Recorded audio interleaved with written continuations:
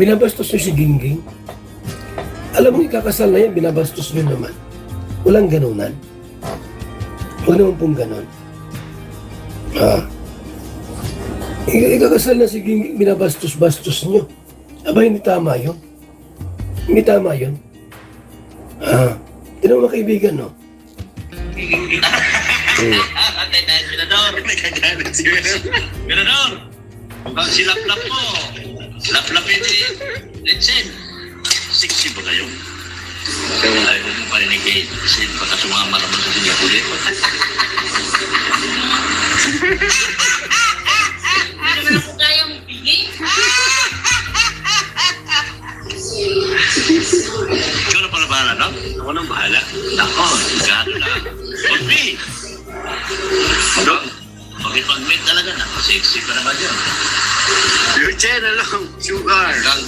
Hanggang himas-himas na lang tagay dito. Bumalik. Nasa Singapore. Hindi ako nang bahala, piging kita. Antay tayo, Senador. Nagkagalit si Senador. Mukhang silap-lap mo. Silap-lapin si Letsen. Huwag naman, huwag naman.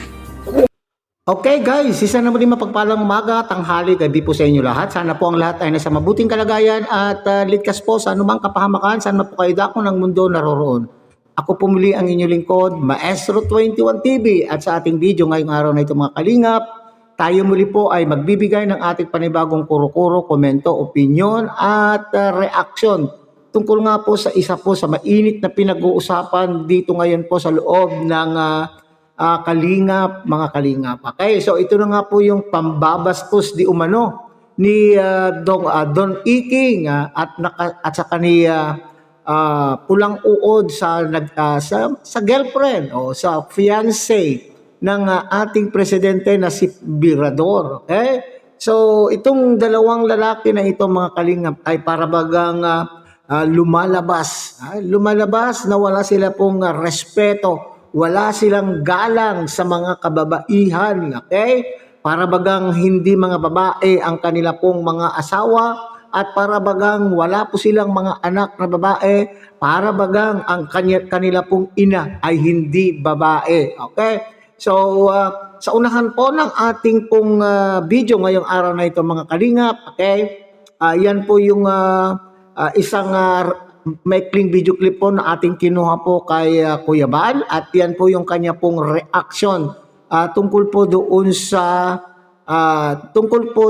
sa pambabalahura o pambabastos po ng dalawang lalaking ito sa girlfriend po ni Presbyrador mga kalingap. May narinig po ako dyan mga kalingap na sinasabing laplapin mo Red Saint. Para bagang pinapalaplap po ni Doklat itong girlfriend po ni Presbyrador kay pulang uod mga kalingap, laplapin, naku po. So ito ay maliwanag mga kalingap na walang galang, okay?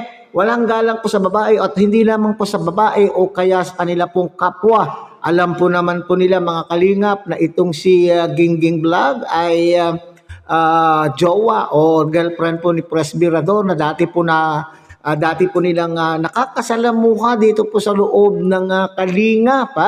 So bilang respeto sa dating kasamahan, bagamat hindi na namin po kayo kasamahan dahil kayo po ay lumabas. Tumalon na po mula po sa community ng kalingap. Pero kung meron po kayong pagpapahalaga doon sa mga nagdaan na samahan po ninyo kay Presbyrador, ay sana lang naman ay marunong po kayong magpahalaga ng respeto. Kasi isipin nyo nga, sabi ko nga mga kalingap, ay mga babae din po itong mga asawa po ninyo.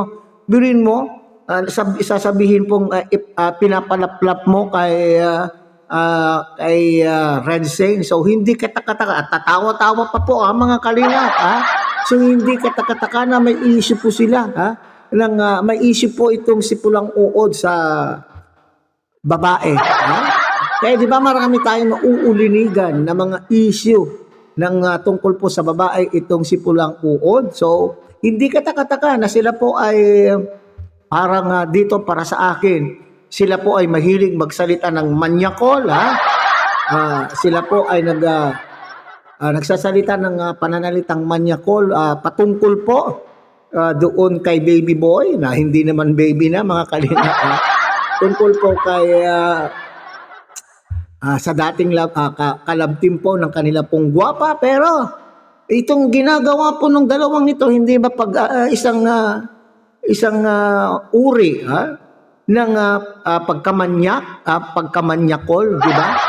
Ito din pong mga taga-suporta, tanungin ko kayo mga kalingap, hindi ba ito pambabastos sa mga kababaihan?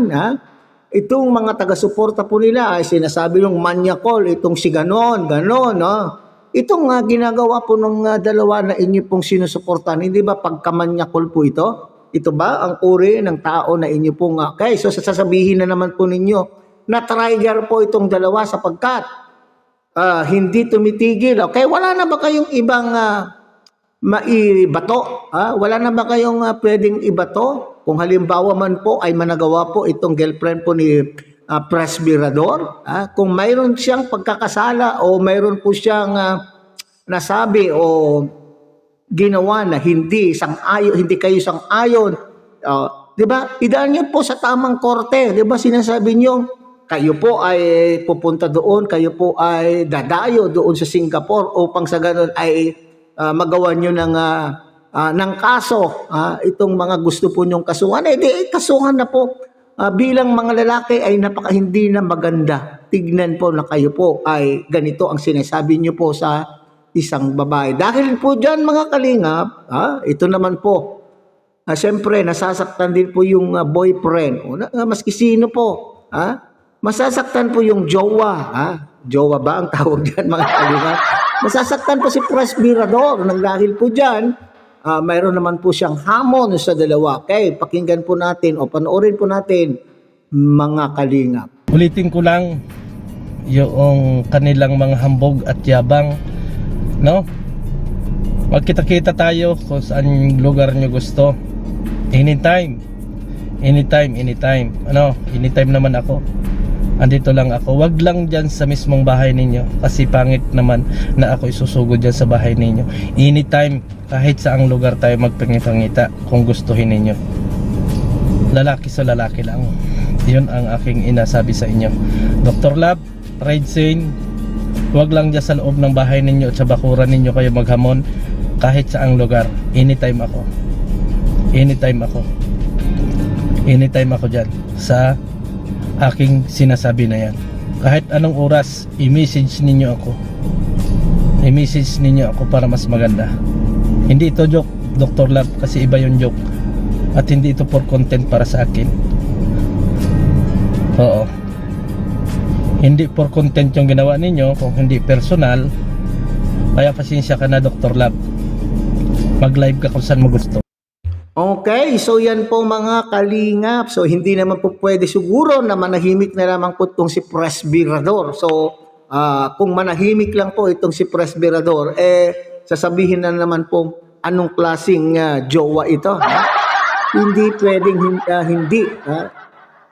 hindi pwedeng mananahimik na lamang po ang isang Presbyrador. So yan tuloy, may hamon itong si Presbyrador sa inyong dalawa kung talagang lalaki sa lalaki daw po mga kalingap.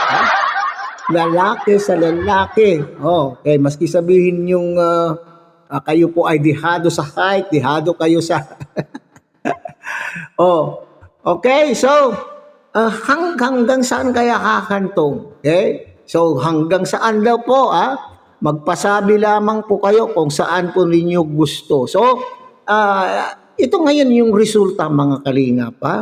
So bago tayo gumawa ng hindi maganda, bago tayo gumawa kung ano man po ang ating pong ilalabas dito sa social media, pakiisipin po natin ang magiging resulta. Dito sa ginawa po ninyo, ito ngayon yung resulta. Ang pagiging, anong tawag po dito, magiging kaguluhan.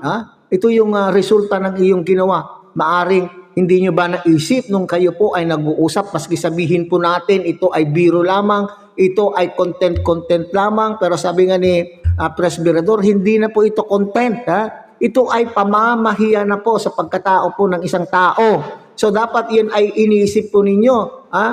inisip po ninyo na ano kaya ang maidudulot ng ating gagawin na ito? Itong gagawin po natin na pambubuli sa isang babae na alam po naman ninyo na karelasyon po ng inyo pong dating kasalamuha po ninyo, dating kasamahan dito sa Kalingap. So, nasaan ang inyo pong utak? Akala ko baga, sabi nyo, mauutak kayo. Akala ko mauutak kayo. Hindi ba? So, hindi nyo inisip kung ano po yung kalalabasan, anong mangyayari. So, maaring maski sabihin yung kayang-kaya nyo po itong si Presbyrator, pero gusto ba niyong umabot sa ganito ang inyong pong usapan ng dahil sa sinasabi po ninyo o ng dahil sa mga bagay na ginawa po ninyo na hindi nyo pinag-isipan. Gusto ba ninyong mayroong mamatay sa bawat panig? Tama po Okay, kung mag-isa lamang po itong si Presbyrador at kayo ay dalawa. Parang sa live po ni Kuya Bal, Sa live po ni Kuya Bal, narinig ko mga kalingap, Anong sabi? Gusto ba ninyong kami ay anong tawag yan? Anong tawag doon? Pupunta doon at makikipaglaban sa dami po ng mga taga-kalingap na maaaring pwedeng sumama.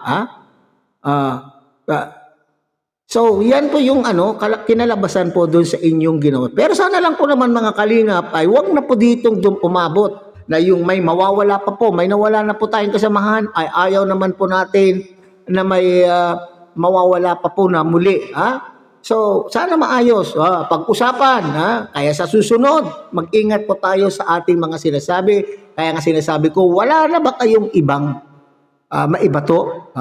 Laban po sa Kalingap. At naubusan na ba kayo ng bala? At dito na po kayo sa ganito na po kayo pamamaraan kayo bumabawi. Okay? So hanggang dito na lamang po tayo mga Kalingap. Ulit ang kilikin po natin Kuya Bal Santos Matubang, Ate Edna Vlog, Kalingap Rab, at syempre sana po inyo rin po takilikin ang munting channel na ito sa pamamagitan po ng pagbibigay niyo po ng like, share, and subscribe. At tuloy pindutin na rin po ang notification bell. At sa ganon, tayo pa rin po ay magkita-kita at magsama-sama sa susunod pa pong mga reaction videos na ating gagawin. Muli isang mapagpalang umaga, tanghali, gabi po sa inyong lahat. Mabuhay po kayo at God bless everyone.